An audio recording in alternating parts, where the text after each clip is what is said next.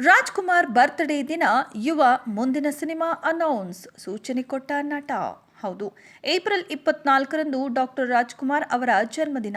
ಅವರು ನಮ್ಮೊಂದಿಗೆ ಇಲ್ಲದೇ ಇದ್ರೂ ಅವರನ್ನ ನೆನಪಿಸಿಕೊಳ್ಳುವ ಕೆಲಸ ಎಲ್ಲರಿಂದಲೂ ಆಗುತ್ತಿದೆ. ಅವರ ಜನ್ಮದಿನದಂದೇ ಯುವ ಹೊಸ ಸಿನಿಮಾ ಅನೌನ್ಸ್ ಆಗಲಿದೆ ಅನ್ನೋದು ವಿಶೇಷ.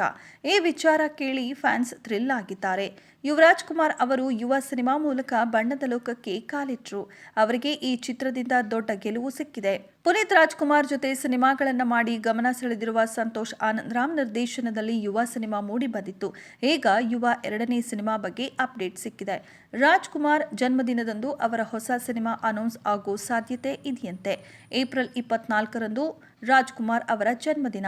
ಅವರು ನಮ್ಮೊಂದಿಗೆ ಇಲ್ಲದೇ ಇದ್ರೂ ಅವರನ್ನ ನೆನಪಿಸಿಕೊಳ್ಳುವ ಕೆಲಸ ಎಲ್ಲರಿಂದಲೂ ಆಗುತ್ತಿದೆ. ಅವರ ಜನ್ಮದಿನದಂದೇ ಯುವ ಹೊಸ ಸಿನಿಮಾ ಅನೌನ್ಸ್ ಆಗಲಿದೆ ಅನ್ನೋದು ಮಾತ್ರ ವಿಶೇಷ. ಈ ವಿಚಾರ ಕೇಳಿ ಫ್ಯಾನ್ಸ್ ಥ್ರಿಲ್ ಆಗಿದ್ದಾರೆ. ಯುವ ಸಿನಿಮಾ ತಂಡ ಇತ್ತೀಚೆಗೆ ಸಕ್ಸಸ್ ಮೀಟ್ ಆಚರಿಸಿಕೊಂಡಿದೆ. ಈ ವೇಳೆ ಅವರು ಮಾತಿಗೆ ಸಿಕ್ಕರು. ರಾಜ್‌ಕುಮಾರ್ ಜನ್ಮದಿನದಂದು ನಿಮ್ಮ ಹೊಸ ಸಿನಿಮಾ ಅನೌನ್ಸ್ ಆಗಲಿದೆ ಅನ್ನೋ ಟಾಕ್ ಇದೆ, ಇದು ನಿಜವೇ ಎಂದು ಕೇಳಲಾಯಿತು. ಇದಕ್ಕೆ ಅವರು ನೇರವಾಗಿ ಉತ್ತರಿಸಿಲ್ಲ.